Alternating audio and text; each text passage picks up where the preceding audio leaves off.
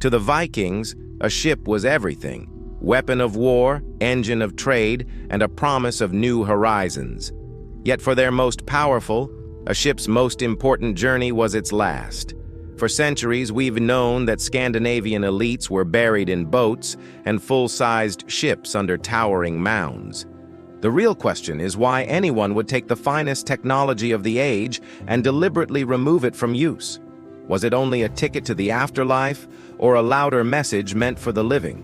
Our best answers come from the ground. In 1904, on a farm near Tunsberg, archaeologists opened the Oseberg mound and met the rising prow of a clinker-built oak ship, its curves and animal carving preserved by blue clay. Inside a timber chamber lay two women, one elderly and one middle-aged, surrounded by a spectacle of craft: carved sleds, a richly decorated wagon, tapestries, chests and tools, textiles and imported objects.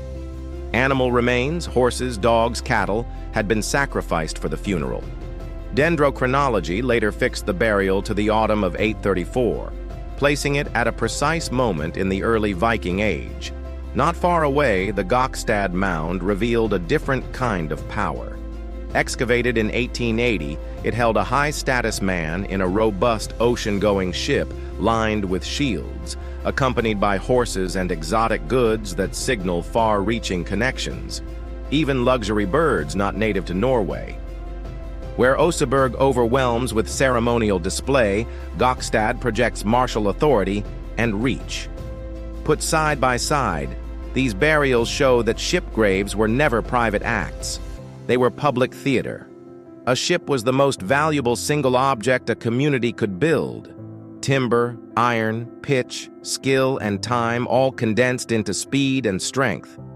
To enter such a vessel under tons of earth was a statement carved into the landscape. It declared that a family could afford to remove wealth from circulation and still dominate. The mound itself amplified that message. Hauling a hull inland, digging the pit, building the chamber, laying the dead and the grave goods, backfilling and shaping the barrow, this took organized labor and leadership. Weeks of coordinated work turned grief into a demonstration of hierarchy. The finished mound stayed visible for generations, a permanent landmark tying authority to place. Belief and politics worked together. In Norse cosmology, the dead travel across seas of myth as surely as across real water in life. A ship furnished the means for that last voyage and the status to travel well.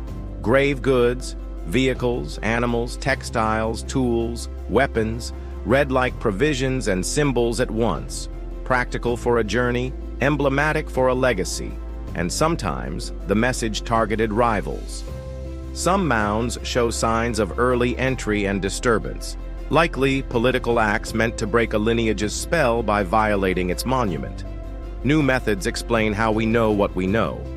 Ground-penetrating radar now maps buried hulls flattened by time, as at the widely reported discovery at Gjellestad, where geophysics outlined a ship and surrounding mounds before a spade ever touched soil. In excavations, thousands of iron rivets are plotted in 3 dimensions to recover hull lines. Wood fragments are dated tree ring by tree ring. Fragile textiles are lifted and conserved fiber by fiber. Isotopes in tooth enamel reveal where an individual grew up, and occasional ancient DNA helps test whether a person was local or arrived from another region. The pattern that emerges is variety within a shared idea.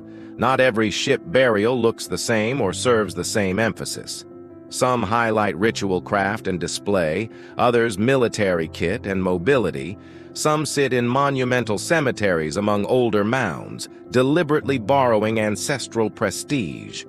Others anchor new power at fresh sites. Across them all, the ship is the constant, an object that turns water into connection, and in death turns memory into power. The practice fades as Christianity spreads and laws change burial customs, but the mounds endure. Walk the ridge at a burial park and you can still read the message: community, belief, and authority bound together in earth and timber. So why did Vikings bury ships? Because a ship could carry a soul, brand a dynasty onto the landscape, and choreograph a whole society into proving where power lived. It was religion writ large and politics cast in oak. By burying their greatest creations, Viking elites ensured their stories would outlast them. And they did, waiting 1,000 years for archaeologists to uncover them piece by piece. Enjoyed this evidence first dive? Like the video and subscribe to Unfolding Legacy for more history decoded.